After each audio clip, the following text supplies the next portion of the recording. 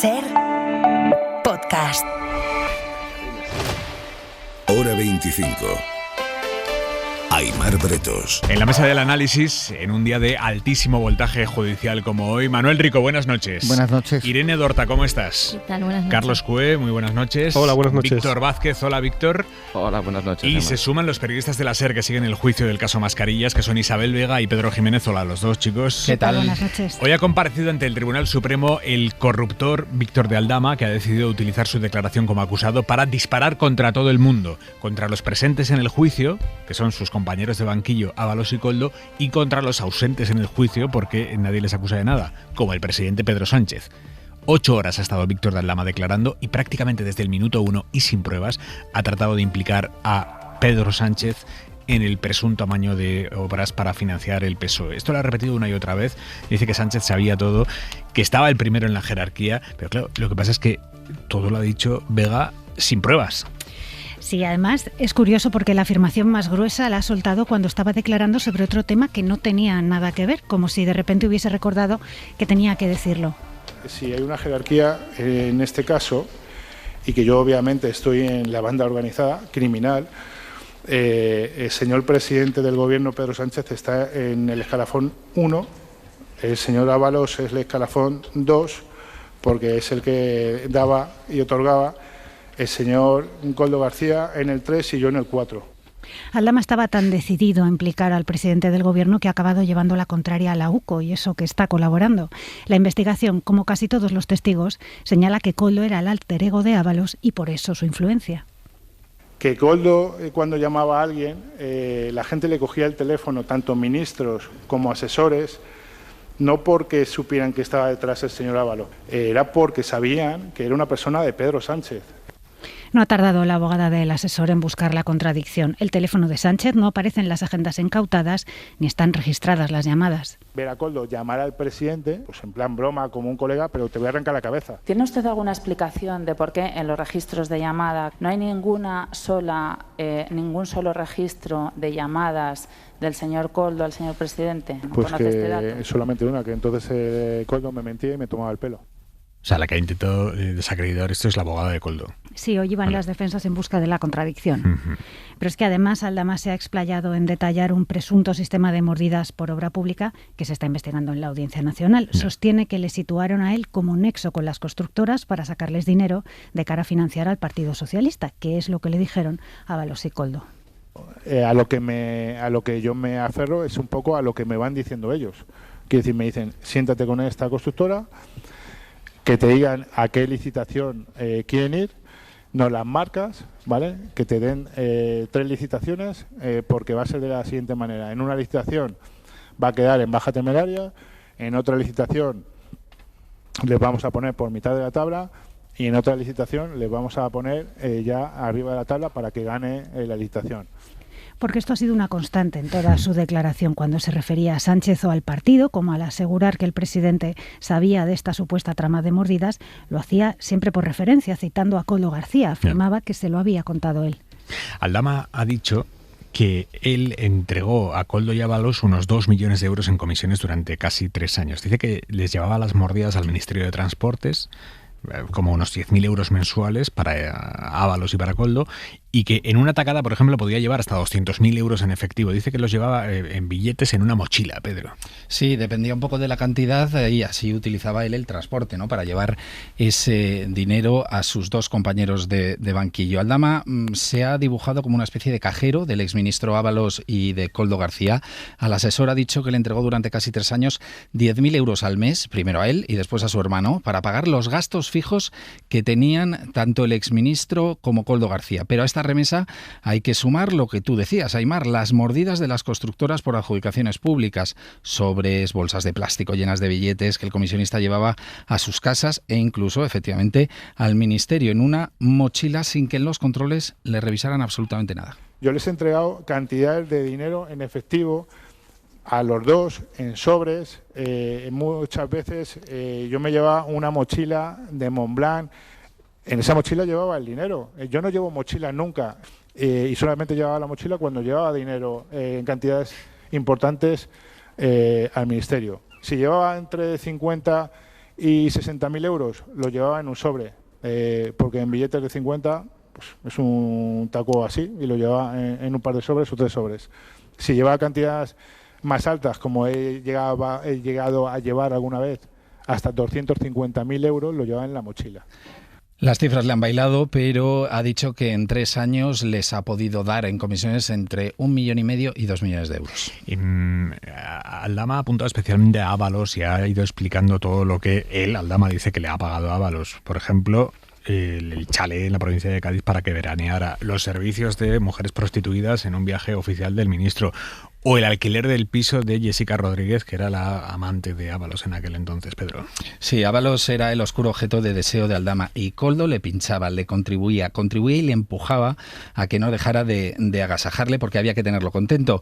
Si en una semana no había entradas de dinero, se mosqueaba, ha dicho Aldama, que era lo que le decía a Koldo. Le entraba desconfianza, ha dicho literalmente el comisionista. Y el asesor del ministro, según el acusado, estaba preocupado por su estado mental. Cuando eso... Koldo estaba preocupado por el estado mental de Ábalos. Claro, pero quería tenerlo contento. Claro, ese estado mental dependía un poco de las entradas y salidas de dinero como consecuencia de las adjudicaciones y de la obra pública. Eso es. Entonces, ¿qué pasa cuando el estado, esa salud mental de Ábalos estaba en juego? Pues... Aldama trataba de explicarles que no era fácil, que las constructoras pagaban cuando todo estaba hecho y sobre todo cuando los contratos se hacían los modificados, que era realmente cuando estas constructoras ganaban dinero. Que en muchos casos adelantaba yo dinero mío porque, cuando empezamos con esto, digamos que muchas veces Koldo se ponía nervioso y me decía que no podía haber semanas o meses que no se le diera nada porque el jefe empezaba a desconfiar. Se le notaba, digamos, su preocupación por la estabilidad mental del señor Ábalos. Me decía, oye, Víctor, esto tenemos que arreglarlo de alguna manera para que el señor Ábalos tenga una tranquilidad. Y para esa tranquilidad de Ábalos, pues en un viaje a México, por ejemplo, el comisionista le pagó unas señoritas y para asegurarle las comisiones... Dime que le de las señoritas lo ha dicho él así. Sí, ha dicho, lo ha llamado señoritas. No, ha tenido... Así, digo, y además te digo que Aldama, cada vez que decía una cosa que generalmente le había dicho Koldo, que era un exabrupto, decía, y pido perdón al tribunal por lo que voy a decir, pero me lo decían así. O sea, que no te preocupes, que él se ha escudado muy bien y ha tenido un lenguaje exquisito a lo largo de toda su declaración. Pero te decía que también para asegurar la parte económica, pues Aldama ha explicado que puso como garantía el famoso piso de Castellana por si acaso las constructoras dejaban de pagar esas comisiones. Aldama ha dicho que su entrada en la trama fue a través de Koldo y su hermano. Dice que a Koldo le regaló una moto, un coche y hasta un tratamiento de fertilidad para su pareja. Dice que su relación con Koldo era estrechísima hasta el punto, ha dicho, que solo le ha faltado acostarse con él, Vega. Es que según Aldama se conocieron casi de forma casual. Su hermano era escolta en el Ministerio de Transportes y fue Koldo quien a bote pronto le propuso quedar y le dijo que a ver si podían ayudarse entre ellos. En poco tiempo la relación se había vuelto muy intensa. Porque ya son conversaciones diarias y WhatsApp diarios y llamadas diarias con Koldo García, todos los días, no un día sí uno, todos los días.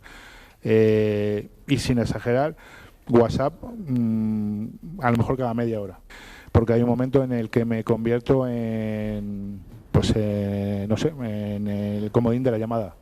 Vamos, como una pareja. Se ha dicho esta mañana, ha dado sus reuniones en El Verde, ha tenido comidas, cenas, desayunos en otros sitios. Se lo voy a resumir. Yo con Koldo solo me ha faltado acostarme. Esto es lo que comentabas. Dice Aldama que todo el afán de Koldo era ayudar hasta atosigar y que tenía una devoción reverencial por el exministro Ábalos. Por lo que yo he visto luego con la relación con él, es agradar y dar. Quiero decir, siempre conmigo ha sido agradar y dar y ponerse a las órdenes de lo que se dijera y muchas veces excederse en una petición cuando se le pedía algo por el hecho de agradar, ¿vale? Agradar pero bajo pago. Aldama dice que además de 10.000 euros al mes le paga un tratamiento a su mujer, le compra una moto, un coche y sostiene que aún así Koldo iba por ahí recogiendo tickets que pasarle al PSOE como si fueran gastos propios. Koldo me decía que cuando fuera yo a una comida cogía los tickets, que cuando comprara algo que fuera inferior a 1.000 euros le entregara el ticket. Estaba obsesionado con los tickets. Yo he visto a Koldo coger tickets del suelo o coger tickets de otras mesas. estando en un restaurante, para luego presentar esos gastos al Partido Socialista y que se le pagaran. Además de corrupto hay que ser cutre, vamos. Un poco, sí. Piensa además los tickets de la mesa de al lado, pero que mal gusto. No podemos olvidar que parte de la estrategia de defensa de Koldo pasa por justificar el dinero en efectivo como reintegros de gastos del PSOE, gastos que según Aldama estaba por lo menos falsificando. Ha dejado además Aldama un par de anécdotas sobre el asesor. La primera, que en su momento Koldo le dio a entender que tenía una relación con Isabel Pardo de Vera. Con esto, exministro, asesor y media sala hoy rompían en carcajada. O sea, que Koldo le dio a entender a Aldama que Koldo tenía una relación con Pardo de Vera. Y que le enseñó mensajitos y tal. Bueno, el exministro y el asesor se reían a mandíbula batiente en sus banquillos. La otra anécdota, que una vez le partió la cara porque se presentó en su oficina enfadado. Habían dejado Aldama a Koldo le partió la cara. Koldo, vale. Porque Koldo se presentó en su oficina hecho un basilisco porque el socio de Aldama había dejado de pagarle el piso a Jessica Rodríguez. ¿Y entonces le zurró? Sí, le dijo, si subes a mi oficina y le partes la cara a Escolano, ese socio de Aldama que andaba costeando la vivienda de Jessica Rodríguez, vas a salir tú con la cara partida. Y la frase de Aldama ha sido, y salió con la cara partida. A ver, aquí hay una cosa... Aldama está acusando a todo el mundo. Aldama ha acusado a Pedro Sánchez. Aldama ha dicho que Sánchez era el 1, que Ábalos era el 2, que Koldo era el 3 y que él era el 4. Entonces él está reconociendo que es parte de la trama criminal. Él reconoce, Pedro, que es un corruptor. Es que tiene muy complicado escaparse, ¿no? Porque la UCO le ha otorgado un papel central en la trama. El que paga es él y el que paga es el que manda, ¿no? Dijo el teniente coronel Antonio Balas. Pero es verdad que en su declaración ha rebajado mucho ese papel y ha metido a un actor de reparto que no está, que sepamos, en esta investigación, que es el presidente Pedro Sánchez.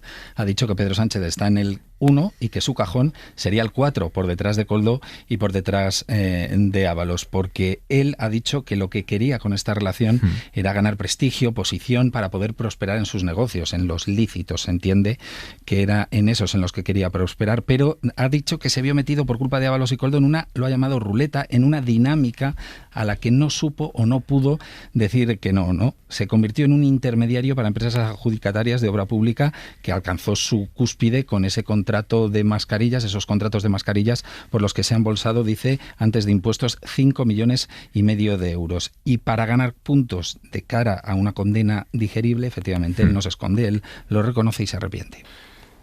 Bueno, lo que he manifestado hoy, obviamente, es arrepentimiento, que está claro y es evidente. Si tuviera que volver a hacer lo que he hecho, pues seguramente no lo hiciera, pero tampoco nadie me obligó a estar donde he estado. Pero obviamente el arrepentimiento está ahí y es algo que, bueno, que sí, es así. En esa línea de colaboración usted está siendo continuada, porque digamos que este juicio se ha anticipado en el resto de las piezas que están abiertas en la Audiencia Nacional. Y así ha terminado esa declaración, Aimar, 8 horas. A ver, antes de abrir la mesa del análisis, Vega, Pedro, a ver si consigo entender yo qué sentido tiene en cuanto a estrategia de defensa o lo que sea, que hoy haya intentado meter ahí a Pedro Sánchez, que es algo que no había hecho a esta hora, no a este nivel, desde luego. ¿Tiene algún sentido jurídico?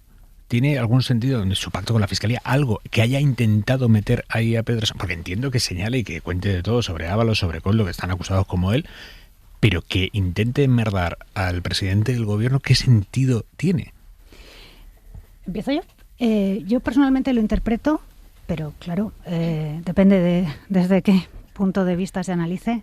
Yo lo interpreto como un afán de Aldama por simular o intentar evidenciar que está aportando más información de la que se le pide. Que de nuevo él está colaborando con la justicia y está siendo un gran ciudadano que merece eludir la prisión con penas más bajas. Y entonces pongo encima de la mesa al presidente del gobierno, como en su día dije que le había pagado 25.000 euros a un funcionario y luego no ha habido ninguna evidencia, o que dije que parezca que estoy colaborando más. Y luego él le ayuda en la construcción de su relato. Yo estaba muy cerca del poder y entonces, claro, me quedé ahí embelesado y ahora vengo al arrepentimiento y a colaborarle y a contarlo todo. ¿Y qué es lo que hacía usted ahí? ¿Porque usted estaba ahí solo para llenarse los bolsillos? No, mire, es que a mí me dijeron que había que financiar el Partido Socialista y lo eleva. Creo que ese es el único sentido, que en mi opinión no aporta nada ni sirve de nada, que puede tener racionalizando esta decisión de venir ahora a hablar de una estructura criminal donde hay una persona que todavía no ha salido, es que ni mencionada. Por lo demás, no creo que le pueda sacar rédito a esta estrategia. Le puede sacar titulares, pero rédito lo ve más complicado en términos de estrategia de defensa. Sí, o sea, está engordando las causas que están en la Audiencia Nacional, ¿no? Con estos testimonios que son, de momento, titulares periodísticos, ¿no? Como decía Isa, pero es verdad que en el Tribunal Supremo se juzga un supuesto caso de corrupción y se debe de juzgar desde un prisma jurídico, pero es obvio que en todos estos procedimientos, los que están aquí, los que están en la Audiencia Nacional, hay una carga política ineludible y que tenemos acusaciones populares que muchas veces defienden uno y otro signo unos intereses que no son estrictamente jurídicos y que no son estrictamente o únicamente los de la regeneración de la vida pública, ¿no? Y esas acusaciones populares pueden acusarte más o menos. Es decir, tú cuando eres un acusado tienes que defenderte de la acusación pública, que en este caso la ejerce el Ministerio Fiscal, que niega por activa y por pasiva haber llegado a un pacto con Víctor de Aldama. Lo ha vuelto a negar hoy, de hecho, en la sesión cuando le han preguntado, pero también te tienes que defender de las acusaciones populares, ¿no? Que muchas veces defienden y mueven otros intereses, ¿no? Aldama puede estar soltando mierda sobre el presidente del gobierno para que las acusaciones populares ejercidas por grupos ultras que odian al presidente del gobierno le rebajen su petición de condena. O por lo menos no se bajen de él. O sea, quiero decir, tienes que cumplir un criterio jurídico que es el del arrepentimiento, que es el de colaborar con las investigaciones, pero por desgracia, con la presencia tan fuerte de acusaciones populares, hay un componente político en este tipo de casos que es inescindible, yo creo, en todos los procesos. Y yo creo que a eso obedece también algunas cosas que hemos visto en la vista, ¿no? Por ejemplo, pues ha habido un receso, ha entrado y el total que dirían en la televisión o el corte que diríamos en la radio de Pedro Sánchez está en el cajón 1, ya no venía a cuento. O sea, él lo ha dicho.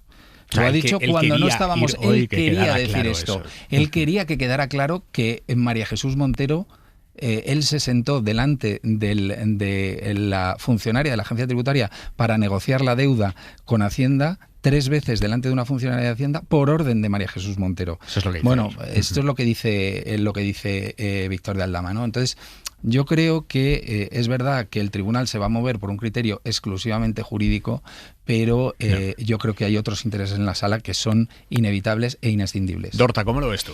Yo creo que aquí hay 2 planos. Está el plano judicial, en el que creo que Aldama ha ido hoy con una estrategia clarísima, que es decir, yo era el señor que pagaba toda la fiesta de todos estos corruptos, pero pagaba la fiesta por todo en general. No era una comisión por mascarilla, sino que simplemente a mí me contactaron desde antes y yo iba pues poniendo dinero en diferentes cosas para conseguir esta influencia, de manera que él queda como un eslabón un poco ahí de la cadena, mientras que todos los demás se enfrentan a diferentes procesos judiciales, que de hecho Choclán lo ha dicho al final, ha dicho esta colaboración que en este juicio se ha anticipado, están las demás piezas, es decir, ahora viene la financiación del PSOE, ahora viene hidrocarburos y ahora viene el caso Koldo de la Audiencia Nacional.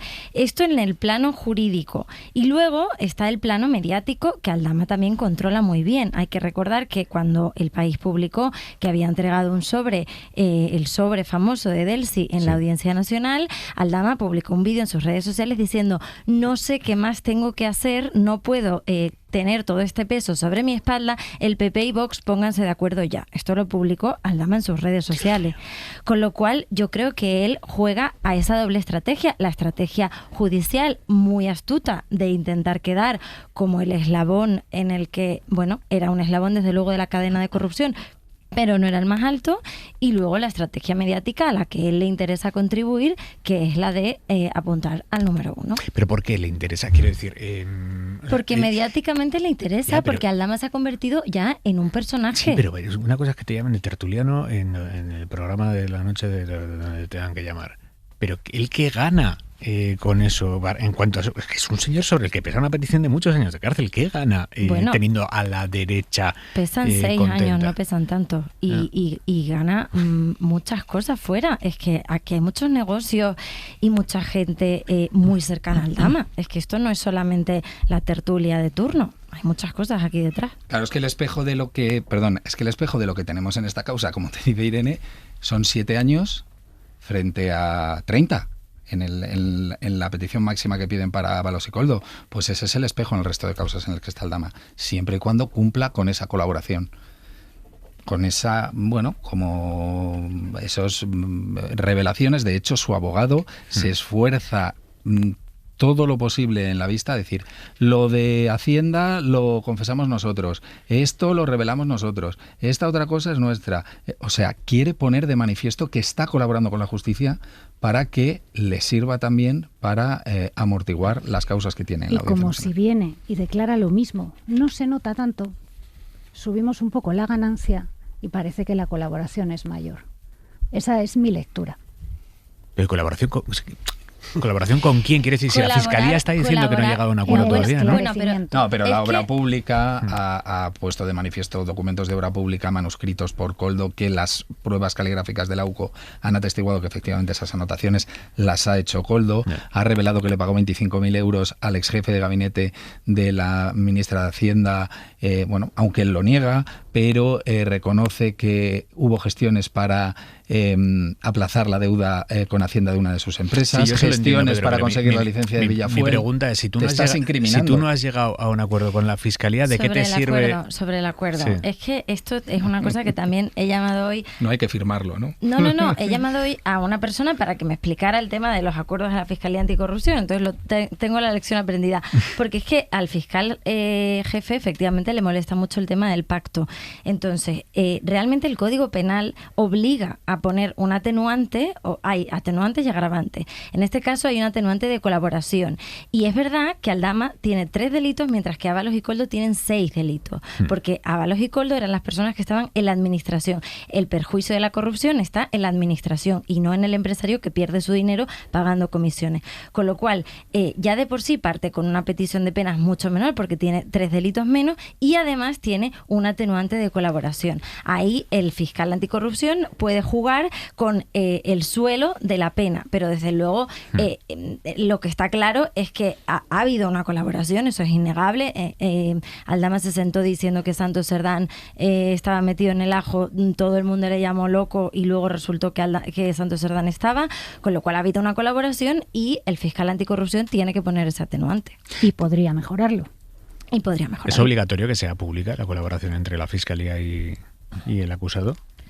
¿Pública? ¿En qué sentido? ¿A qué te refieres? No, aquí no es necesario firmar un contrato. Tienes el caso de José Luis Peñas en Gürtel, que era público y notorio, que le estaba coadyuvando en la investigación, y luego hay otras causas judiciales que yo creo que todos más o menos sabemos quién es el que ayuda y quién no es el que ayuda, que luego lo ve reflejado en la pena, ¿no? Víctor Vázquez, ¿qué te sugiere todo lo que hemos escuchado hoy en el Tribunal Supremo y las distintas derivadas que se está poniendo aquí sobre la mesa?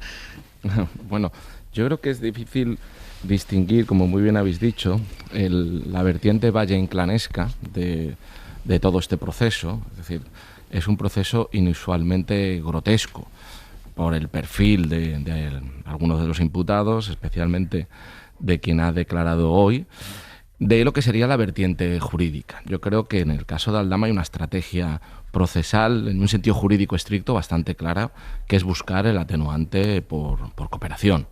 Y además, como muy bien acaban de decir ahora, eso es algo que está en el Código Penal, no es algo que la Fiscalía a su libre arbitrio pueda eliminar, ¿no?, a la hora de atender a qué pena solicita, ¿no?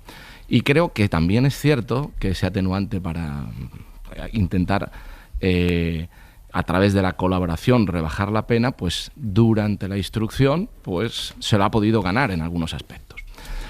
Ahora bien, lo que creo que sí que es importante subrayar es que algunas de las declaraciones que ha hecho hoy, incluida especialmente la imputación de un delito en concreto de ser el jefe de una banda organizada criminal al presidente del gobierno, carece absolutamente de relevancia jurídica, porque en lo que ha sido la instrucción no hay ninguna prueba, ningún indicio. La UCO no ha encontrado absolutamente nada que vincule no solo al presidente del gobierno, sino a otras personas que ha mencionado con esta trama criminal.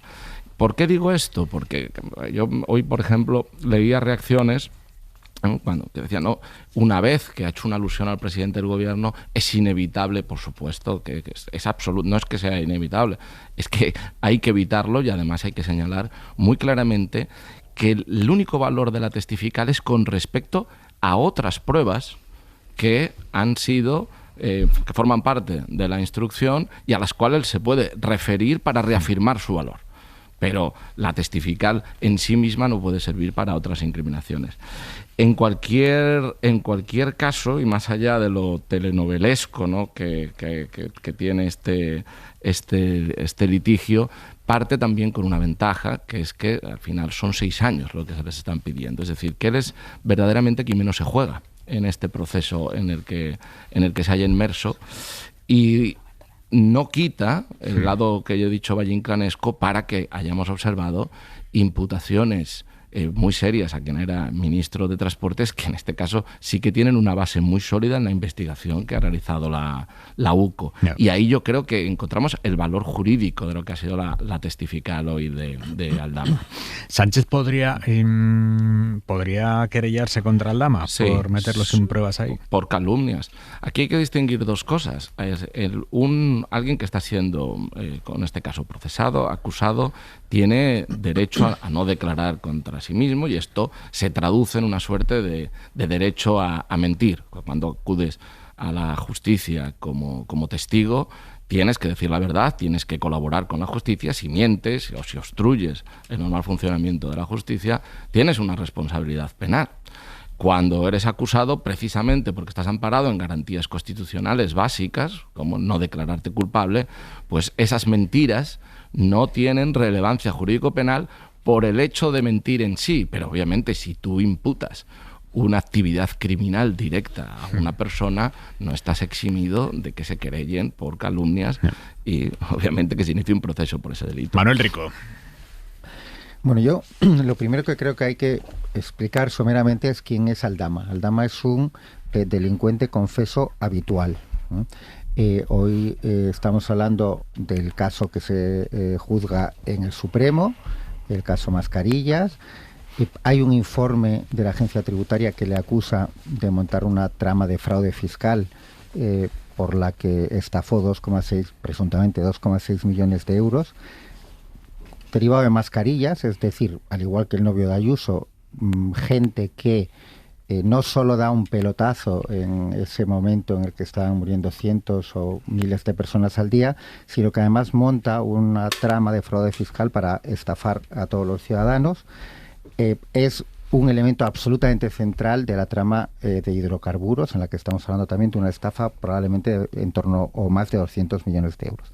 Bueno, este es el personaje, es importante situarlo, ¿no? Es un delincuente, confeso, habitual. Segundo, Balas, el miembro jefe de la UCO que ha dirigido esta investigación y que creo que todos estamos de acuerdo que no parece precisamente un aficionado, un fan, un seguidor de Pedro Sánchez, no parece que sea socialista, yo creo que ha hecho una instrucción muy seria y muy incisiva, situó a Aldama como el jefe real de lo que se está juzgando. Dijo que había dos jefes, el real, que es Aldama, y el instrumental, que era el ministro Ábalos, ¿vale? Por lo tanto, el jefe de la investigación, de esta investigación, ha dicho que el jefe real es Aldama. Él se pone en el escalafón en el cuarto lugar, pero digo yo que tendrá más credibilidad la persona que dirigió la investigación dentro de la Guardia Civil. Tercero, él no ha aportado ninguna prueba, no solo de lo de Sánchez, de la mayor parte de las acusaciones que ha hecho la exministra de Hacienda, ninguna prueba, cero, exactamente cero. No pruebas que uno pueda entrar a valorar, interpretar, sino ninguna. ¿Llamaban a Sánchez delante suya? Sí, han incautado, creo que son 27 teléfonos a Koldo. En ningún teléfono aparece ningún registro, pero este señor dice que escuchó llamadas. Bueno, a lo mejor oía voces, pero pruebas, ninguna. A mí me parece un verdadero escándalo que el tribunal haya permitido ese tipo de... Voy a poner dos ejemplos. Me parece un verdadero escándalo que el tribunal haya permitido esas afirmaciones, esas acusaciones contra todo el mundo, según le parece. La de Sánchez me parece un escándalo.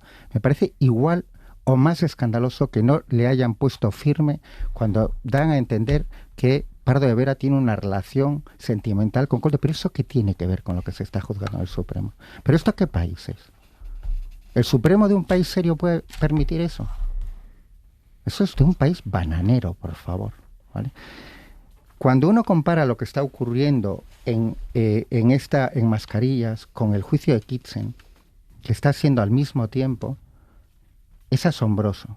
La jueza, la magistrada que dirige el juicio de Kitchen, interrumpe permanentemente a la acusación, en este caso el PSOE, porque considera que hay preguntas que no tienen nada que ver con lo que se está juzgando en Kitchen.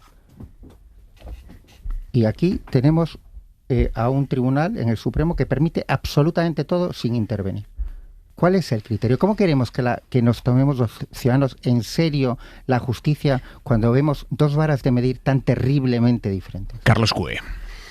Bueno, para empezar, efectivamente, yo creo que hay que entender el personaje de Aldama y lo que lleva haciendo Aldama desde que salió de la cárcel, sobre todo. Aldama es un multimillonario, pero multimillonario a niveles muy grandes. Estaba hablando de más de 200 millones de euros de fraude fiscal. Sabemos por su vida, porque se ha conocido su vida ya. Conocemos casi todo de Aldama. Es un multimillonario que vive como un multimillonario y que estaba en la cárcel. Es un multimillonario que se encuentra en la cárcel y hace una estrategia, tiene a uno de los mejores abogados de la ciudad, como buen multimillonario, evidentemente, y hace una estrategia que desde el primer minuto que sale de la cárcel nombra a Pedro Sánchez. Desde el primer minuto, es lo primero que hace nada más salir de la cárcel, hablar de Pedro Sánchez. Y desde ese instante se convierte en un referente mediático que ha recorrido todos los platós posibles, todos los medios de comunicación posibles, todo lo que ha estado en su mano. Ha llegado al límite incluso de ir a la conferencia de prensa, aquella comparecencia de prensa de Leire para montar circo, para salir en la televisión. Luego es una persona que ha decidido estratégicamente que él convertir una persona que en circunstancias normales, como estaba diciendo ahora, en circunstancias normales sería el malo de la película, un señor que ha defraudado 200 millones de euros, es multimillonario y está en la cárcel en una sociedad normal, tiende a ser una persona difícilmente defendible, es un malo de la película, se ha convertido desde que salió de la cárcel en un héroe de la derecha española, absoluto. Un héroe mediático a niveles, basta meterse en cualquier tipo de debate, en cualquier tipo de foro, en muchas tertulias, en redes sociales, para darse cuenta que Aldama es un referente absoluto de la derecha y de la oposición española, lógicamente porque tiene material contra el partido del gobierno. Pero quiero decir que Aldama ha decidido jugar políticamente. No solo tendrá su estrategia judicial y su abogado es buenísimo y le recomendará lo que tú quieras, pero esto no podemos, como decías antes, Pedro, no podemos sacar la política de este caso porque Aldama no ha querido sacarla. Porque Aldama desde el primer momento, si hubiera sido una estrategia puramente judicial, ¿qué habría hecho? Oye, los abogados cuando es puramente judicial, ¿qué te recomiendan? Oye, calladito, vamos al tribunal y en el tribunal o colaboras con el fiscal, lo que sea, pero todo en silencio y no te muevas. Eso es lo primero que te recomienda un abogado cuando no quieres hacer un juicio político. Cuando quieres meterte en política, el abogado te recomienda, vete a todos los medios durante 1 año y pico y además, como ha hecho hoy, sin que te pregunten, porque es lo más increíble de lo que ha pasado hoy, sin que te pregunten, tú metes desde el primer minuto porque eso es lo que está esperando la derecha que te ha convertido en un héroe absoluto y está toda la derecha de este país pendiente a ver qué dice sobre Sánchez, porque a la derecha y a la oposición en este momento lo que diga sobre Ábalos y sobre Koldo pues está muy bien, pero da igual, pues son personajes achicharrados desde el punto de vista político porque han sido echados del PSOE. ¿Cuál es el personaje caliente?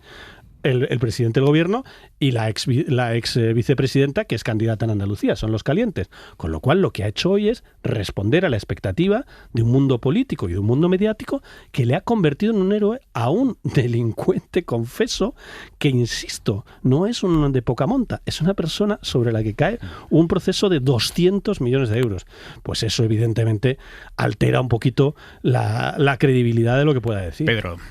Sí, yo al hilo de esto que comenta Carlos, yo creo que es importante, alrededor de 45 minutos, y era preguntas del fiscal anticorrupción, hemos estado, o Aldama ha estado explicando con todo lujo de detalles, decía yo antes que esto vale para engordar las causas que vienen por detrás, ¿no? Y hablo de la que está secreta, sobre la presunta financiación ilegal del Partido Socialista y esas conexiones con Venezuela, ¿no? Ha estado 45 minutos explicando con todo lujo de detalles cómo a través del cupo del petróleo, primero con Juan Guaidó y luego con Delcy Rodríguez, pues se trataba de vender petróleo y con ese dinero financiar a la Internacional Socialista, ¿no? Yo sí que he echado de menos, y conozco el Tribunal Supremo y respeto y valoro el trabajo de todos los magistrados de la Sala Segunda del Tribunal Supremo, desde el primero hasta el último, pero yo sí que he echado de menos que el Tribunal no cortara, como decía antes Manuel, algunas afirmaciones y algunas declaraciones que o no tienen relación con la causa o además invaden la intimidad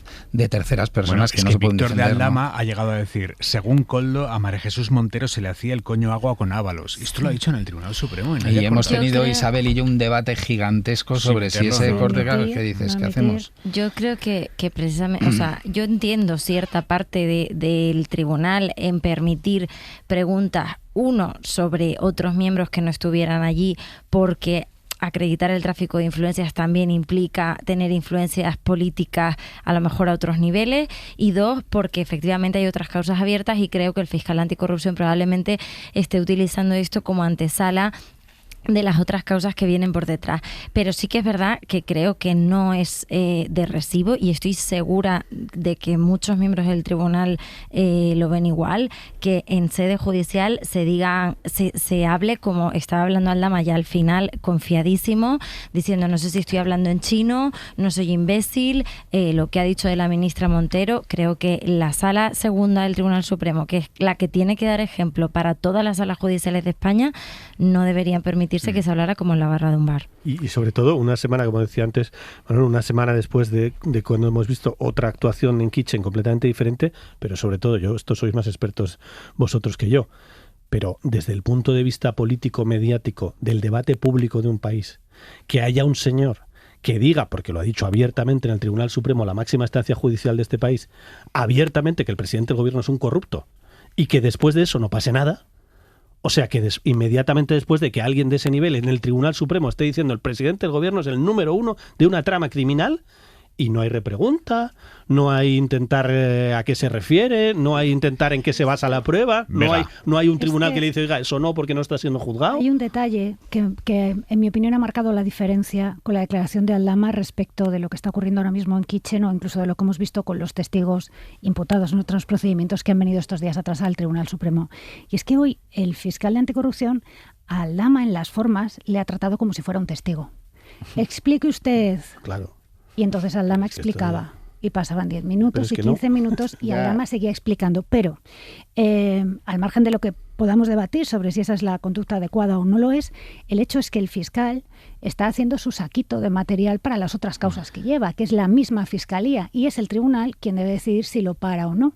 Pero al tribunal, en el caso del juicio de Mascarillas, le hemos visto intervenir no tanto con lo que decían los testigos, sino con lo que preguntaban las partes. Tendremos tiempo seguro esta noche de comentar los enfrentamientos con la defensa de Koldo García, pero durante el relato de los testigos, incluso de los agentes de la UCO, al tribunal no le hemos visto intervenir para acotar, para decir, hemos visto corregir las preguntas, es pertinente, no es impertinente.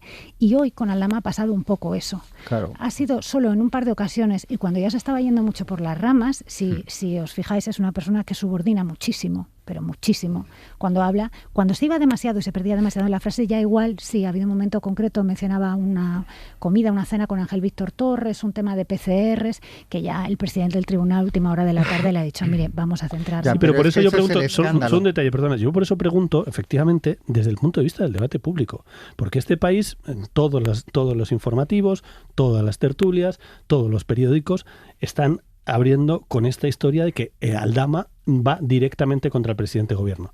Y hay un montón de millones de ciudadanos que legítimamente, porque ahora habrá la mitad del país dirá, pues claro, Sánchez es un corrupto, y la otra mitad del país dirá, pues no. Y no hay forma de que nadie haya hecho una mínima repregunta que haríamos cualquier periodista en cualquier momento que alguien dijera una cosa así en un tribunal, en el sitio más importante, para aclarar un poco de qué base tiene esa acusación. A ver, es que no es una repregunta, es que es algo que no se está juzgando en este procedimiento, igual que no se están juzgando las relaciones personales de nadie, y por lo tanto el tribunal tenía que haber intervenido inmediatamente.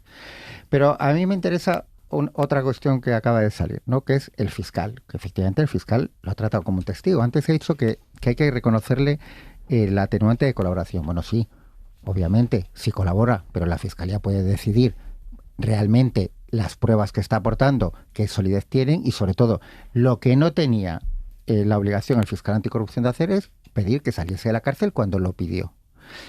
Y ni tratarlo con esa bondad con la que le ha tratado hoy a alguien que es un delincuente confeso habitual. Yo creo que todos los delincuentes de este país hoy tienen claro que si tienen el próximo juicio, quieren un fiscal con la delicadeza de Alejandro Luzón hoy y un presidente del tribunal o un tribunal con la delicadeza del Supremo hoy. Víctor. Bueno, yo ahí no estoy tan absolutamente de acuerdo, aunque está bien que no estemos de acuerdo. Me ha sorprendido, como les ha sorprendido a mis compañeros de mesa, la actitud del presidente de la sala, sobre todo ante determinadas afirmaciones que tenían un carácter muy puramente personal.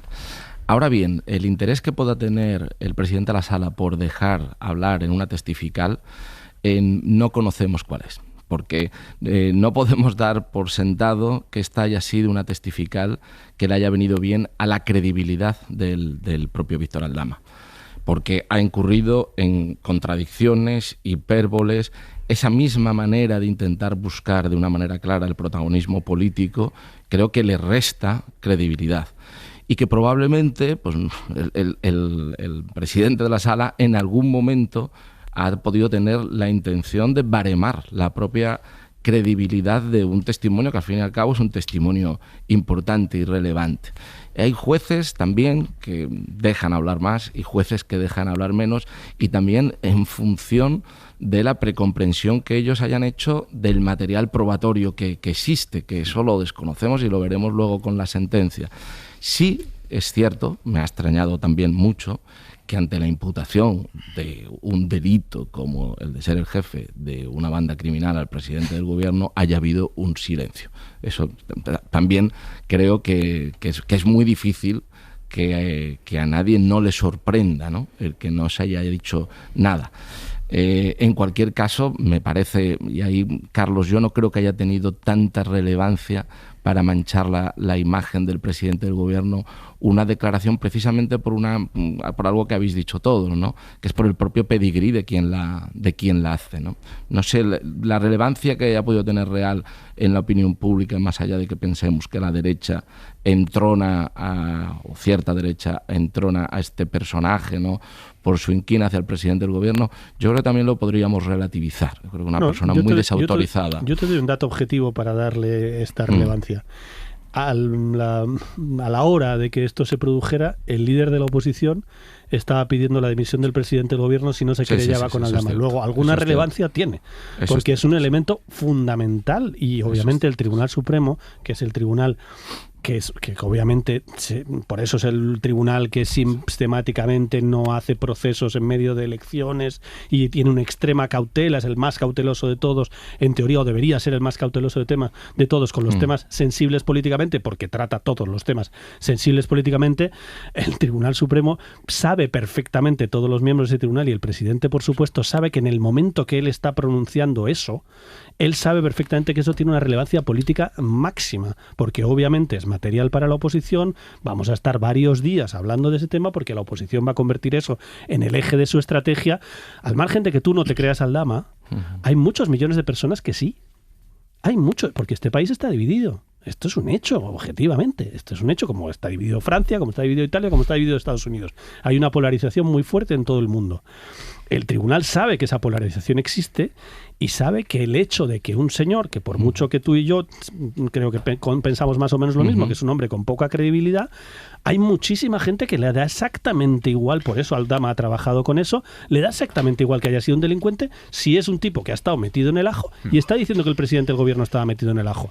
Con lo cual, a mí, más que extrañarme, que yo entiendo que lo veis desde el punto de vista jurídico, y probablemente desde el punto de vista jurídico todo se pueda matizar más, pero desde el punto de vista de debate público, y el tribunal sabe que lo que pasa ahí es una audiencia, es un acto público, no es un acto cerrado, escondido, que a ver qué resultado tenemos. Sabe que toda España o toda la gente que le interesa esto está mirándolo. Una derivada más sobre el juicio. Pensar Vega, qué va a pasar. Claro, veíamos a Ábalos y a Koldo descojonándose con lo que iba contando Aldama, hasta el punto de que Aldama en algún momento había pedido silencio porque con las risas de Ábalos y Koldo no oía las preguntas. Pero lo de hoy, mucha gracia no les puede hacer. Quiero decir, su defensa queda bastante tocada teniendo al corruptor diciendo sí, le pagaba esto, le pagaba esto, le pagaba esto, le pagaba lo otro. Su defensa queda muy tocada, pero sobre todo porque Aldama lo que está haciendo, dentro de toda esa explicación sobre asuntos que no venían a cuento, que ha facilitado hoy en la sala, lo que está haciendo es ratificar toda esa retahíla de indicios que a lo largo de 14 horas puso la UCO sobre la mesa previamente ante la sala. Y eso es lo que verdaderamente cuenta para el tribunal, y eso es lo que verdaderamente tienen difícil quitarse de encima tanto el abogado de Koldo García como el abogado de Ábalos. Hoy los dos han jugado a buscar la contradicción, que era la mejor baza. Cuando una persona sobre todo se explaya tanto, pues es muy fácil que incurra en contradicciones con cosas que afirmó en fase de instrucción o que dijo en algún momento anterior de la investigación. Lo cierto es que los dos enganchones más grandes que se han producido con ambas defensas por las contradicciones ha sido el presidente de la sala quien ha acabado zanjando el debate diciendo que no se había puesto sobre la mesa la contradicción que alegaban. No se les ha dado muy bien, no han tenido mucha suerte. Pero es que hay un flanco que no podemos dejar de mirar aquí, y es que Aldama, lo que ha dicho hoy, el grueso de las afirmaciones que ha hecho de lo que sí afecta a la investigación del caso Mascarillas, lo había dicho ya en instrucción. Yeah. Y muchos de esos hechos no forman parte ni de este juicio ni de ninguna otra de las investigaciones abiertas porque no había más indicios periféricos que lo confirmasen. Por ejemplo, lo que mencionaba Pedro de ese supuesto soborno a un jefe de gabinete del Ministerio de Hacienda. Eso lo lleva afirmando Aldama desde que decidió colaborar con la justicia. No ha habido indicios de que exista ese pago en la investigación y ha quedado completamente fuera. Hoy lo ha vuelto a reiterar. El señalado lo negó como testigo. Eso ha quedado fuera de la investigación. Entonces, lo que verdaderamente hace daño a Ábalos y a Koldo es todo aquello que dice Aldama que sí que tiene en manos de la UCO indicios periféricos. Yo creo incluso que para Koldo ha sido peor el día que para Ábalos, porque Aldama ha estado todo el rato poniendo a Koldo como su interlocutor, como la persona. Koldo fue el que me dijo que necesitaba presentarte a empresas de corrupción. Koldo fue el que me dijo que fuéramos a ese meeting para conocer a Pedro Sánchez. Koldo era el que me decía que Montero no sé qué. Koldo era el interlocutor para todo. Con lo cual creo que ahí Ábalos tiene una oportunidad de defensa, pero para eso tiene que romper con Koldo, y eso es una de las cosas que han estado sobrevolando toda la investigación y ahora el juicio, y que en principio las fuentes de defensa dicen que no va a ocurrir. Pero desde luego, si Ábalos rompiera y dijera, oye, yo no soy responsable de todo lo que hiciera mi asesor, que muchas veces podría estar tirándose el pisto diciendo, el ministro me ha dicho esto, pero en realidad no hay ninguna prueba de que se lo haya dicho, pues Ábalos tiene una línea mejor, yo creo, que la que tiene Koldo. Sin duda. Yo creo que entre el maximalismo de Aldama y el minimalismo de las defensas está, no digo que esté en el centro, que es donde está la virtud, pero bueno, está el testimonio de ayer de la UCO, ¿no? Que es un poco lo que con lo que al final nos tenemos que quedar y con lo que de lo que se tienen que defender efectivamente las defensas. Y entre el 20 y el 22, Koldo y su entorno ingresaron 387.000 euros en efectivo que no saben de dónde salieron. Y no fueron solo esos 387.000 euros, hubo muchísimo más. Pero dice la UCO, oye, mira, todo esto está justificado con un pago cena, mudanza Pepe y tal, ni lo hemos mirado. Ni lo hemos mirado. Si lo miráramos, seguro que hay pagos que no son mudanza Pepe ni pago cena. Pero bueno, por lo menos hay 387.000 euros que en 2 años ha ingresado en efectivo Koldo y su entorno en cuentas bancarias, y que yo no sé si está al alcance de cualquiera ingresar eso en efectivo en 2 años. Desde luego, conmigo no. Aquí no, en esta ventanilla no. Yo he de discrepar en que en el centro está la virtud. Creo que es otro debate que no nos va a dejar ir por ahí. Pedro Jiménez, Isabel Vega, muchísimas gracias a los dos compañeros y gracias por contarlo también y hacérnoslo explicar tan fantásticamente. Escuchad esto, porque hoy efectivamente Feijóo ha aprovechado la declaración de Aldama para pedir la dimisión ya de Pedro Sánchez y todo. En un mitin en Almería, donde... ¿Qué es en Almería? Es que es en Almería. El PP tiene al expresidente de la Diputación de Almería imputado hace unos meses por recibir supuestamente mordidas en otro caso de adjudicación de contratos para mascarillas. Bueno, pues desde Almería Feijóo ha decidido acusar a Pedro Sánchez de corrupción. Dice que es gravísimo que Aldama le apunte como número 1 de la trama y que si Sánchez no se ha querellado ya contra él, pues que por algo será. Si a esta hora Sánchez no se ha querellado contra el señor Aldama, entonces no era una inventada. Entonces, queridos amigos, es corrupción, tráfico de influencias, prostitución pagada con dinero público. Eso es lo que es, por muy triste que os suene. El PP dando lecciones de anticorrupción desde Almería. Joan Jimeno, buenas noches. Buenas noches. Sí, en este mitin de precampaña Feijóo ha echado mano de la corrupción vinculada al PSOE. Ha recordado el caso de los ERE en Andalucía. De verdad que merece la pena que Andalucía esté en los telediarios por las tramas que aquí hubo, por las sentencias de la Audiencia Provincial de Sevilla, del Tribunal Superior de Justicia de Andalucía y del Tribunal Supremo. ¿De verdad que merece la pena que en el resto de España se crea que el gobierno de Andalucía es un gobierno corrupto? Dice Feijóo que la gente está harta de la corrupción. Ven cómo se ha robado a manos llenas desde el primer día. Y creo que tienen razón de estar indignados y de decir, oiga, es que no hay derecho.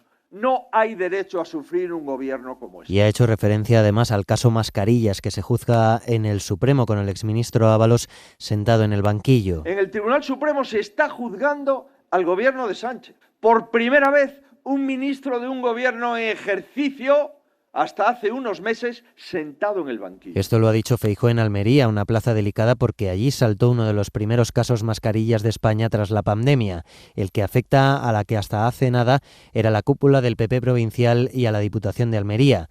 Ese caso Mascarillas, que estalló en 2021, se ha convertido en una supuesta trama de amaños de contratos a cambio de obra pública. En noviembre dimitió el que era líder del PP almeriense y presidente de la Diputación, Javier Aureliano García, acusado de cohecho, malversación, blanqueo y fraude. La UCO encontró, de hecho, en casa de su hermana sobres a su nombre y con más de 7.000 euros dentro. Hay además otros 2 exdirigentes del PP imputados, 2 exvicepresidentes de la Diputación, Fernando Jiménez y Óscar Liria. Las declaraciones de los investigados en la instrucción empezarán el próximo 28 de mayo, 11 días después de las elecciones andaluzas. Pues en esa plaza ha dado hoy el PP lecciones de anticorrupción, Carlos. A ver, España creo que, si no recuerdo mal, tiene 50 provincias, el año tiene 365 días. Justo hoy tenía que elegir Feijóo ir a Almería el día que todo el mundo sabía, y evidentemente Feijóo el primero, porque les interesaba mucho que era el día de la declaración de Aldama. En fin, es una elección bastante discutible. Pero como hablábamos antes, bueno, esto es perfectamente lógico que la oposición obviamente aproveche hasta la última gota del caso Koldo y el caso Ábalos, que es el mayor escándalo de corrupción del gobierno socialista y que está deteriorando la imagen a chorros, porque no nos olvidemos que a pesar de que evidentemente Aldama tenga la credibilidad que tiene, que yo creo que está muy reducida, el hecho de tener ahí todos los días en prime time y viéndolo todo el mundo a la persona que fue la de máxima confianza del presidente del gobierno y a su principal asesor todos los días con estas acusaciones gravísimas, desgasta muchísimo al gobierno. Pero realmente Feijóo pues tiene estas cosas estratégicas que son incomprensibles y que realmente justo elegir hoy a Almería, no sé, no puedo entender que no hubiera un sitio mejor. Yo creo, Carlos, volviendo a lo que decíamos antes, que con esas declaraciones Feijóo comete un gran error político por una cosa, fundamentalmente. Si se centra el debate en la responsabilidad política, invigilando de Pedro Sánchez por haber tenido tan cerca a personas como Ábalos, como Santos Cerdán, que han sido muy importantes en su vida política y en su vida dentro del partido, ahí Sánchez tiene un problema a la hora de dar explicaciones. Ha sido tu ministro, ha sido alguien que ha tenido mucho poder en la organización, y lo que estamos viendo es que no era alguien limpio y que ahí había una trama muy oscura en muchos sentidos. Ahora bien, si intentas trasladar el debate de la responsabilidad política a la responsabilidad jurídica de Pedro Sánchez en este ámbito, después de una investigación policial muy exhaustiva, la realidad es que no ha habido nada. Creo que está pisando un terreno en el que para Sánchez es muy fácil defenderse, y luego para Feijóo es muy difícil sostener con dignidad una acusación tan grave a un presidente del gobierno con base en la testimonial de una persona de la catadura de Aldama, con lo cual yo creo que comete un error de estrategia, más allá de que me parezca un error en términos de convivencia. Yo creo que utilizar ese lenguaje contra un presidente del gobierno sin una verdadera base es algo que deteriora muchísimo el debate público y que desprestigia mucho al líder de la oposición. Bueno, yo admiro vuestra bondad, pero yo es que creo que no es una cuestión de estrategia, es que a Feijóo le da igual. Quiero decir, Feijóo dice todos los días una burrada que no se compadece con los hechos. Es que no es una cuestión de interpretación política o no. A él le da absolutamente igual que sea Almería o no Almería. Vamos a juzgar ahora el doble rasero. O sea, ha dicho que es la primera vez que se juzga a un gobierno en ejercicio hasta hace unos meses, que si es hasta hace unos meses no está en ejercicio, ¿no? Pero más allá del tema lingüístico, ¿sabes? O sea, está Kitchen, sigue sin pronunciarse, está Ayuso con sus múltiples escándalos, no se pronuncia, le da igual. Hoy ha dicho, pues, bueno, es que es un escándalo si no se ha querellado ya. ¿A qué hora fue la declaración de Aldama? Empezó a las 10, según él, 3 horas más tarde tiene que tener preparada una querella. En el PP hacen así las querellas. Hoy lleva él 14 años sin querellarse contra nadie por sus paseitos en el barquito y las vacaciones en Portugal con el narcotraficante famoso, ¿no? Y según él, Sánchez tiene que querellarse en 3 horas. Pues porque le da igual, pero es que la semana pasada dijo que se estaban regularizando delincuentes y agresores sexuales y que eso era el proceso de regularización. Y luego que iban a votar en las elecciones.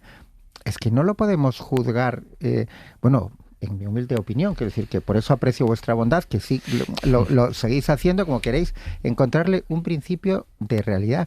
Están aplicando una política trampista en el sentido de que tú lanzas 50 burradas al día y por lo menos de 3 van a estar hablando los medios. A punto de llegar cumplen. A las 11 de la noche, las 10 en Canarias. En la cadena SER, hora 25. Aimar Bretos. La ropa para mañana, Jordi Carbó, buenas noches. Buenas noches, no tendremos que preocuparnos mañana para que llueva, además van a subir un poco las temperaturas, dicho de otra manera, no hace falta ropa para la lluvia en la mayor parte del país y durante la tarde el ambiente será un poco cálido, no temperaturas tan altas como hemos tenido otros días del mes de abril, pero el ambiente será muy agradable y las tormentas no desaparecen del todo. Cuidado durante la madrugada en el Cantábrico, aisladas, pero localmente pueden descargar con intensidad y sobre todo en el entorno de la Ibérica, el Valle del Ebro y el Pirineo, sobre todo entre Navarra y Huesca. Es aquí donde esta mañana por la mañana las lluvias podrán descargar con intensidad. Después nos esperan generar un día soleado, pero de nuevo tormentas durante la tarde, eso sí, mañana solo en las montañas más cercanas al Mediterráneo. Gracias, Jordi. Hasta mañana. Adiós. No está el PP hoy, no está el PP hoy para hablar de corrupción de ninguna de las maneras, porque en la Audiencia Nacional ha declarado durante 4 horas, y sigue mañana, el inspector jefe de la UDEF, Manuel Morocho, que fue el principal investigador de la Gürtel y que ha contado ante la Audiencia Nacional las fortísimas presiones que recibió por parte de sus jefes, los mandos policiales de entonces, para que las investigaciones sobre corrupción del PP no llegaran a ningún sitio. Le exigieron que el nombre de Mariano Rajoy no apareciese en sus informes. Y se empeñaban en desacreditar la propia existencia de los papeles de Bárcenas, que era la contabilidad de la financiación supuestamente ilegal del Partido Popular. Lo pintaban como minucias. Este testimonio de Morocho es devastador. Es devastador para quienes, como Rajoy la semana pasada, presentaban la Kitchen como una operación legal para buscar policialmente el dinero de Bárcenas. Morocho ha dejado claro que era él el que teóricamente tenía que buscar, el que estaba buscando el dinero, era él el responsable de investigar la Gürtel y sus derivadas, y en ningún momento le reportaron nada sobre esta otra operación que supuestamente buscaba el dinero de Bárcenas. Por supuesto, ni le avisaron de que se había captado al chofer de Bárcenas como confidente, ni le informaron sobre la documentación que le incautaron. Pero ya no es que no le informaran a él, que era el inspector jefe de la UDEF que llevaba esa investigación, es que no le informaban al juez. Por lo tanto, eso de que era una operación legal, en fin. Miguel Ángel Campos. Manuel Morocho fue el inspector principal de la Gürtel, autor de más de 200 informes que han sido determinantes en más de 20 sentencias condenatorias y ha tenido la confianza de 8 jueces que han investigado a la trama vinculada al PP. Morocho ha relatado que era el único autorizado para investigar a Bárcenas por mandato judicial. La Kitchen nunca tuvo tal apoyo y se hizo a sus espaldas, por lo que era ilegal. Para mí fue la constatación de lo que ya suponía, en base a un conjunto de indicios de la existencia de una operación de la policía sobre Bárcenas y contra la investigación de la pieza separada. El policía ha descrito de forma detallada las continuas presiones de sus jefes, el desprecio e intento de soborno con intervención del ministro del Interior para apartarle de la investigación al PP, cómo le cuestionaban los papeles de Bárcenas a pesar de las evidencias. Me dijeron que estos eran unos papeles que a saber Bárcenas, que son en cualquier caso cosas de él, pero nunca de la formación política para la que trabajaba. ¿De qué forma los acusados de la Kitchen le sepultaban a papeles, abrieron una investigación en asuntos internos para inhabilitarle, retrasaban sus informes al juez o le exigían que no incluyera en los mismos los nombres de Ana Mato, Cospedal, su marido o Mariano Rajoy? Es una persona singular que se individualizó expresamente que esa persona no saliera. La presidenta del tribunal, Teresa Palacios, ha interrumpido constantemente su testimonio, impidiendo situar el contexto, incluso cuando pretendía explicar el acoso que sufría por quienes hoy se encuentran en el banquillo. A un funcionario de mi grupo le criticó expresamente el contenido de estos informes. Señor Morocho, le ruego que cualquier comentario distinto de lo que le han preguntado no nos lo tenga que exteriorizar. Morocho continúa declarando mañana a las defensas de los acusados. Esto de las presiones que relata Morocho, el inspector Morocho, presiones para torpedear su investigación, esto es impresionante. Llegó al punto de que uno de los acusados, jefe policial, le pasó a Cospedal un documento policial muy importante para la investigación.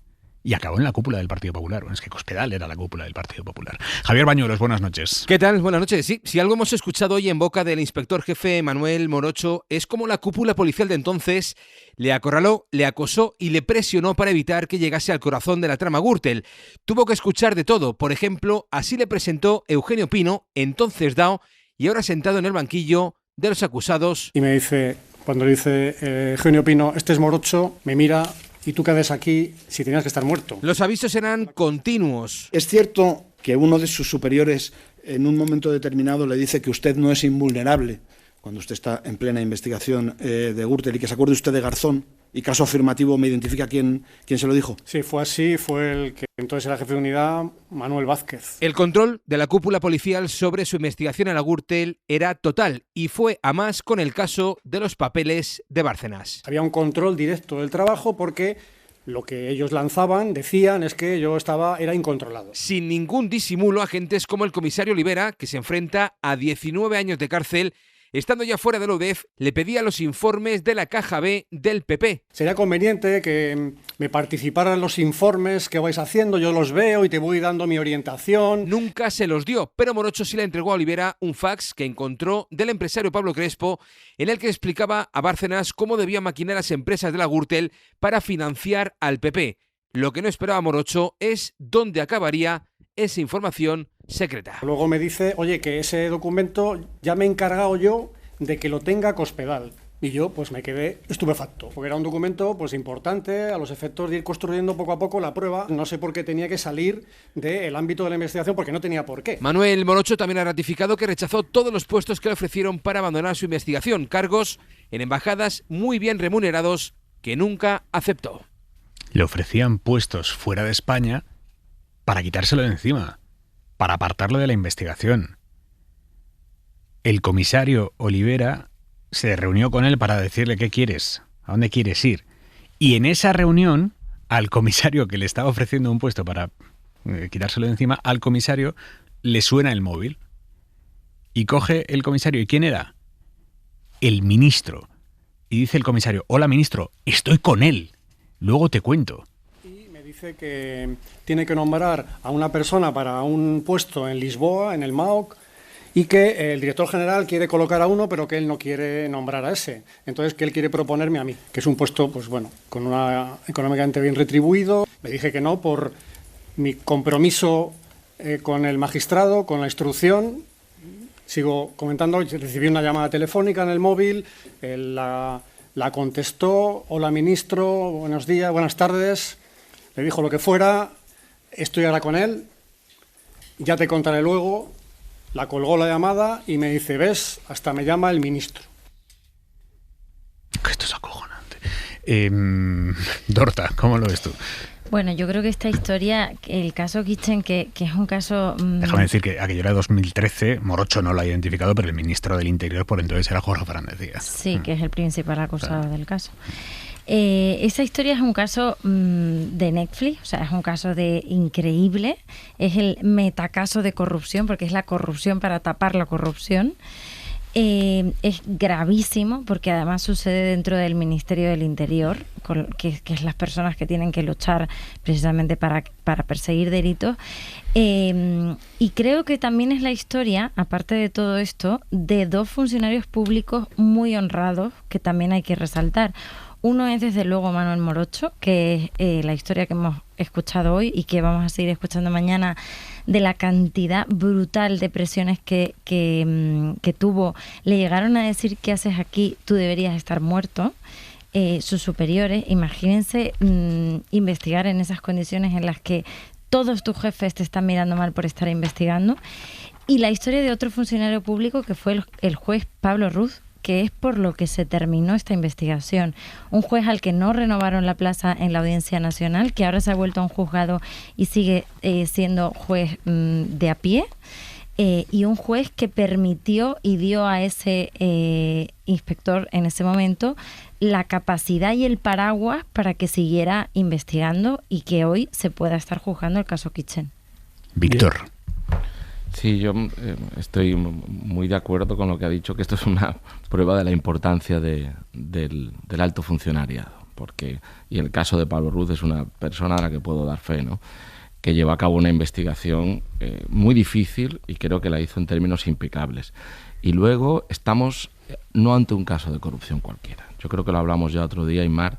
Me parece un caso de corrupción especialmente grave. Primero, porque el origen es financiación ilegal a un partido político, que eso siempre tiene un efecto de trastorno en el juego democrático porque nos priva de una igualdad de armas, una equidad entre los partidos. La financiación ilícita de los partidos hace un daño a la democracia muy fuerte. Pero es que ahora nos encontramos con una corrupción en el Ministerio del Interior para impedir una buena fiscalización de esa investigación.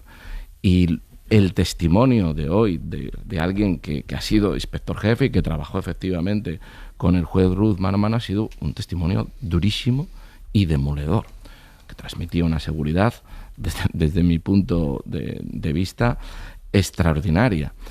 Y aquí creo que hay también un background probatorio que rima de manera bastante fácil de ver con lo que ha sido el testimonio que hoy nos ha ofrecido. Y sobre todo, claro, es que esto para un funcionario como es este inspector jefe, asistir a toda una serie de operaciones como las que hizo la policía sin ninguna autorización judicial, sin ninguna verificación judicial, cuando tú has estado durante años investigando codo con un juez de instrucción, como es el juez Ruz, intentando construir un aparato probatorio sólido, y te encuentras acto seguido con una operación policial al margen de cualquier transparencia judicial para destruir el aparato probatorio que tú has trabajado, pues obviamente la voz transmitía una indignación que me parece muy lógica. Rico. Bueno, yo suscribo lo que han dicho los compañeros sobre los dos funcionarios honrados y sobre la gravedad del caso Kitchen, ¿no? Así que voy a ponerle énfasis, pues no me voy a explayar, voy a poner énfasis en otras tres cuestiones, ¿no? Primero, la tomadura de pelo de Rajoy y el resto en sus declaraciones con la explicación que dieron. Efectivamente, según ellos, querían encontrar los testaferros del dinero de Bárcenas y el dinero, ¿no? Y entonces un presidente del gobierno que por cierto aprobó unas oposiciones muy difíciles, pensaba que la mejor forma de hacer eso era sin informar a la policía que investigaba y sin informar al juez. Bueno, la historia se explica solo, ¿no? La tomadura de pelo al tribunal y por extensión a todos los ciudadanos. Segundo, el inspector Morocho ha incidido en explicaciones que también ha dado Bárcenas a otro nivel, que dibujan a una organización mafiosa que utiliza los métodos de la mafia. La amenaza, la presión. Bárcenas explicó, por ejemplo, que le amenazaron con meter en la cárcel a su mujer, que en principio eso en España lo hace un juez o una jueza, pero no puede ir por ahí dirigentes de un partido político amenazando con que van a meter en la cárcel a tu mujer. Hoy ha explicado Morocho pues ese tipo de presiones o insultos o amenazas. Cuando eso no funciona, el soborno, otra práctica mafiosa habitual, ¿no? En el caso, Bárcenas dijo que le habían ofrecido 500.000 euros para que declarase lo que tenía que declarar según los intereses del PP, de la cúpula del PP. Hoy el inspector de policía ha declarado que le ofrecieron primero ese destino en Lisboa y si no en la embajada que mejor le fuese, ¿no?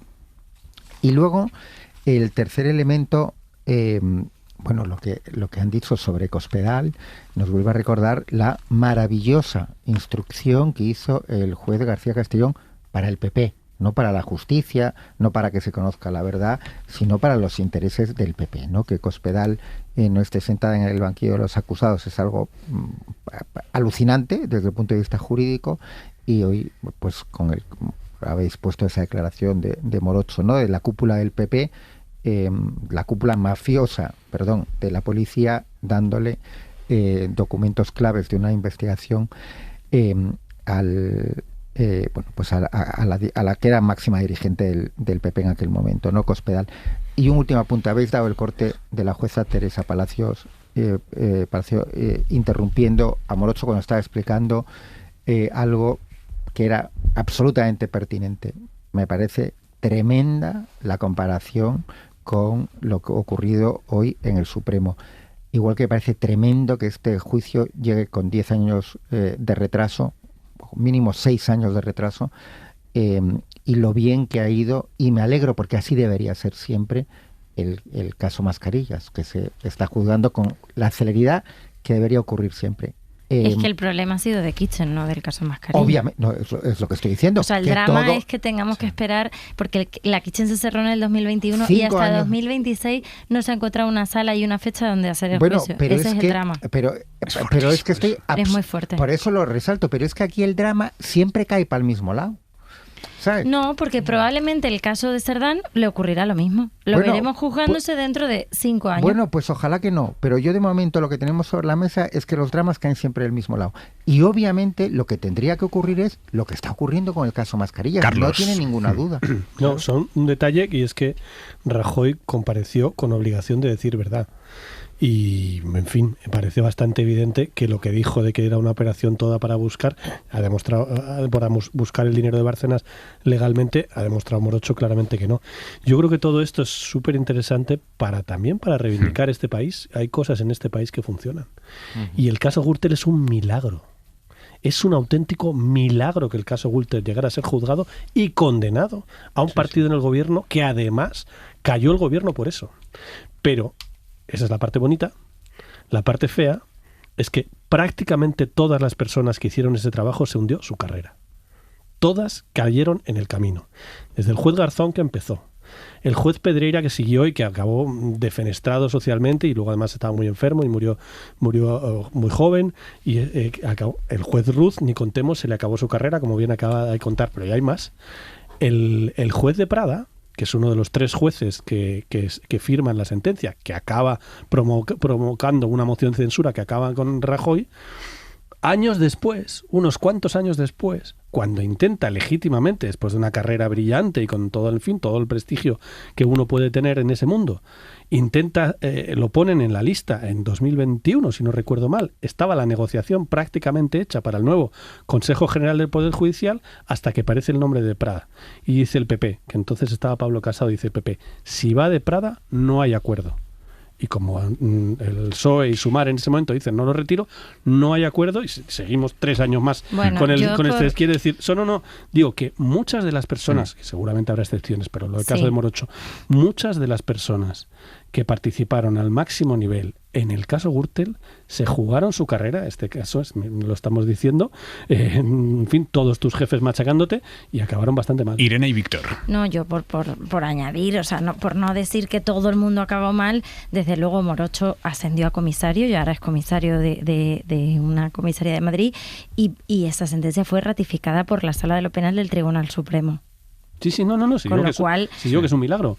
Es un milagro que Gürtel terminara, pero el Supremo la ratificó y con el PP condenado a partícipe a título lucrativo. Sí, el Supremo la ratificó, si no digo que no, y además sobre todo el tribunal anterior con el gobierno, que me parece lo más significativo, porque con el Supremo ya no estaba el PP en el gobierno, pero que un tribunal se atrevió a condenar por 2-1 con el PP en el poder. Víctor Vázquez.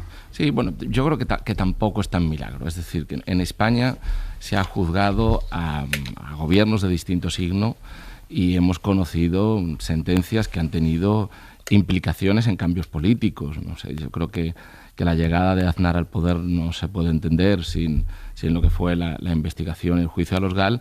Y yo creo que el caso Gürtel, que como bien ha dicho Carlos, ya no es solo que hubieran condenado a un partido gobierno, sino que es que el sistema político español se vio alterado hasta el día de hoy por esa sentencia. Es decir, la fórmula posible de gobernabilidad que en ese momento existía, que era el Partido Popular, con la ayuda de los nacionalismos periféricos y en concreto el Partido Nacionalista Vasco, pues es una fórmula que ya no es viable, con lo cual creo que fue una sentencia de cuyas consecuencias todavía formamos parte, ¿no?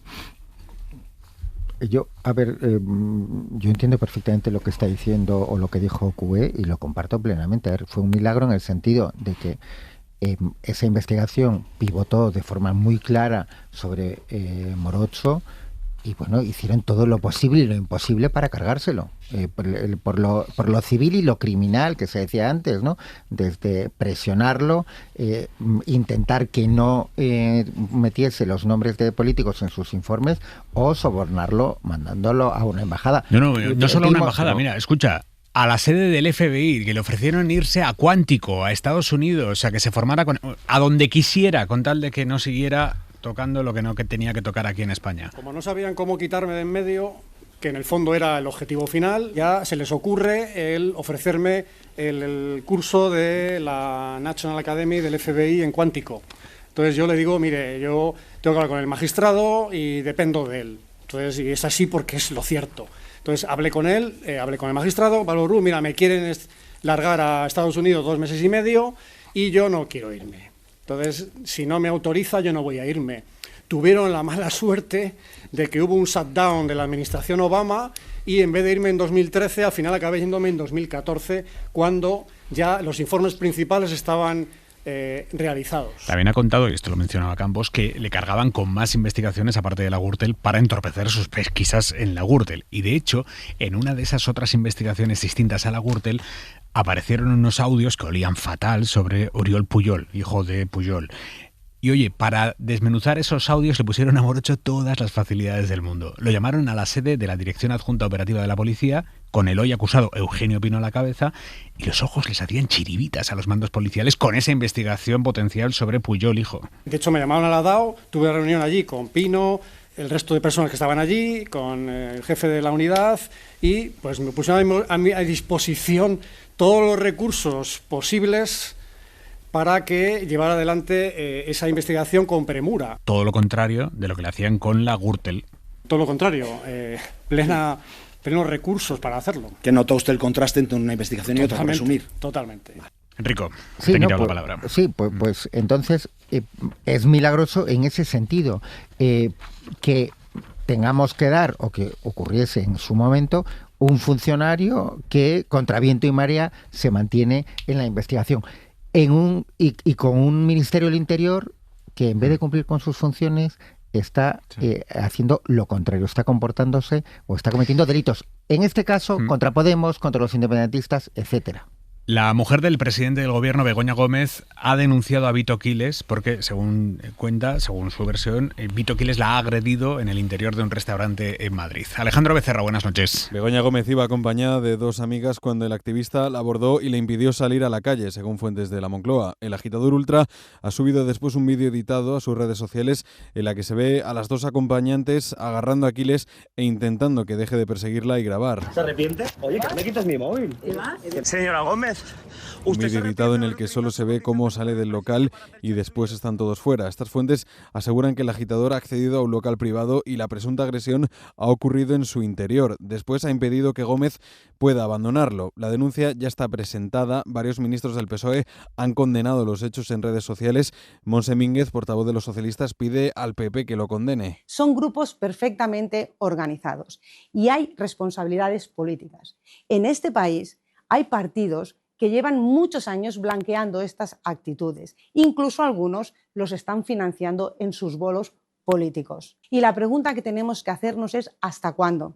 Por eso le decimos al señor Feijóo que condene estas actitudes. De momento la cuenta de Nuevas Generaciones de Madrid ha subido y luego borrado un tuit en el que dicen: se viene programación especial de Televisión Española por el atentado terrorista contra la mujer del presidente, y adjuntan una foto de Gómez con un cabestrillo. El diputado del PP, Rafa Fernando, ha escrito: las imágenes dicen todo lo contrario, otra que acabará poniéndose un cabestrillo.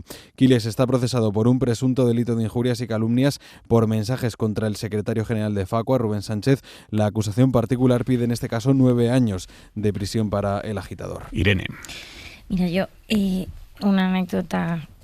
Hoy he tenido la casualidad que me he cruzado con Vito Quiles en una calle cerca del Tribunal Supremo antes de comer.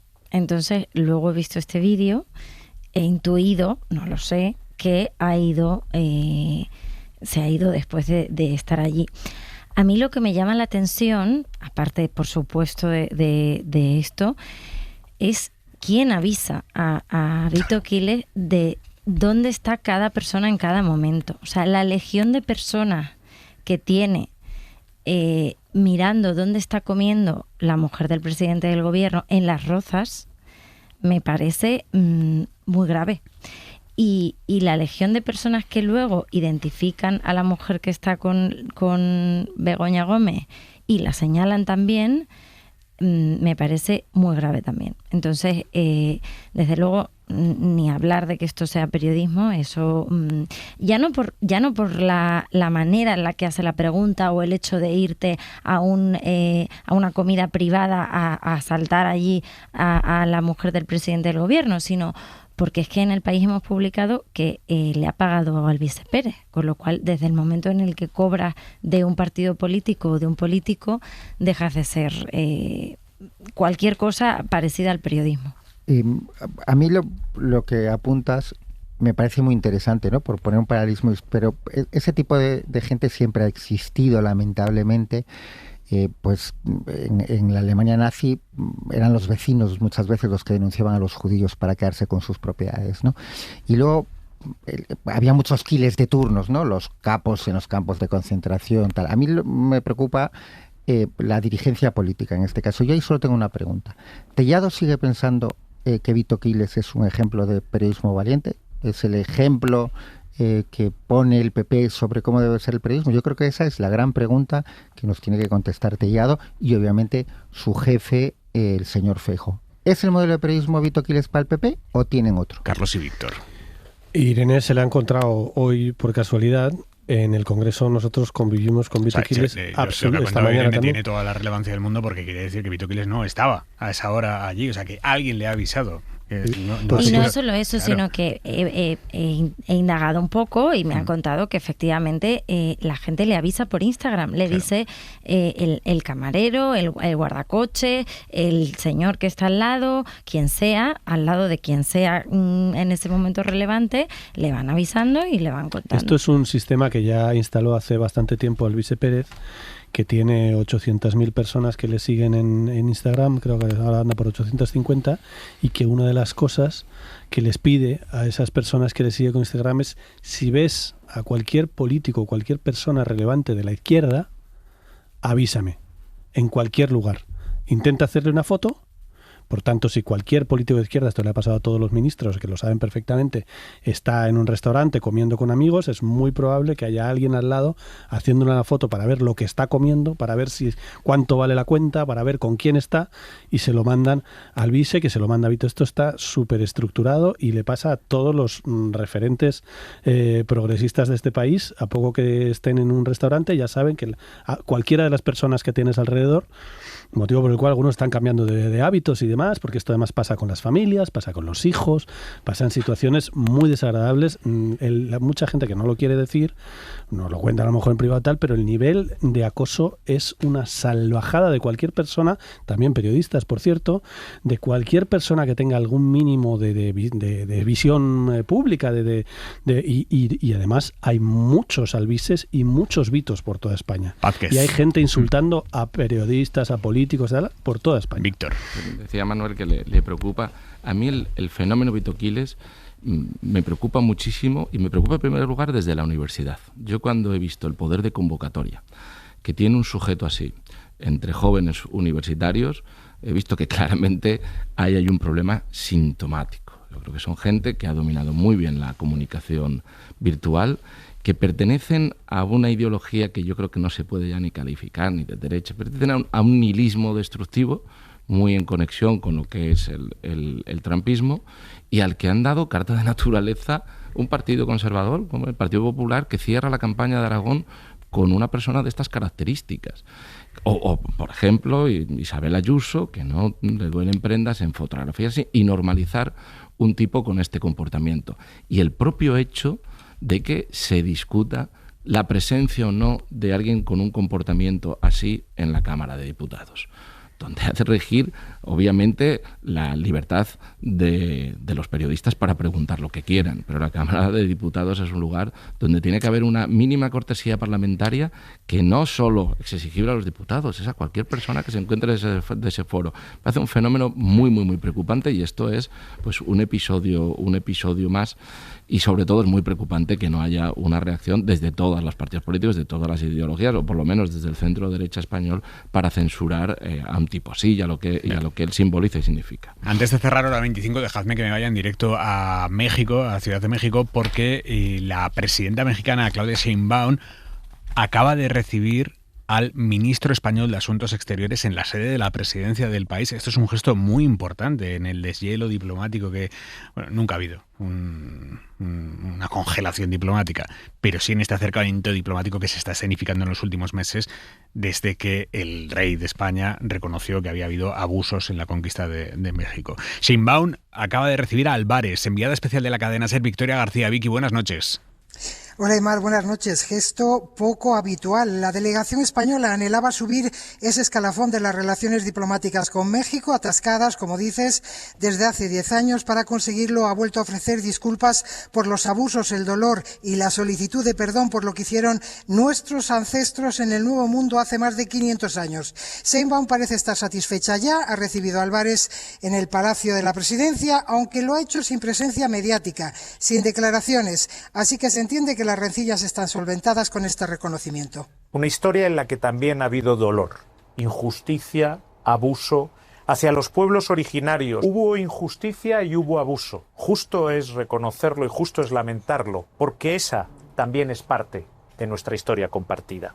Álvarez la ha invitado a la cumbre iberoamericana y ahora se espera la invitación de México al rey Felipe para asistir al primer partido de España en el Mundial de Guadalajara. Nos lo dirá Álvarez en unos minutos, que comparece en rueda de prensa. Aymar. Vicky, gracias, muchísimas gracias. Buenas Un saludo. noches. Lo vamos a dejar aquí por hoy, porque en nada empieza aquí el larguero en la cadena SER. Manuel Rico, Víctor Vázquez, Carlos Cue, Irene Dorta, muchísimas gracias. Buenas noches. Gracias. Buenas noches. Y gracias a ustedes por estar ahí. Hasta mañana. Adiós.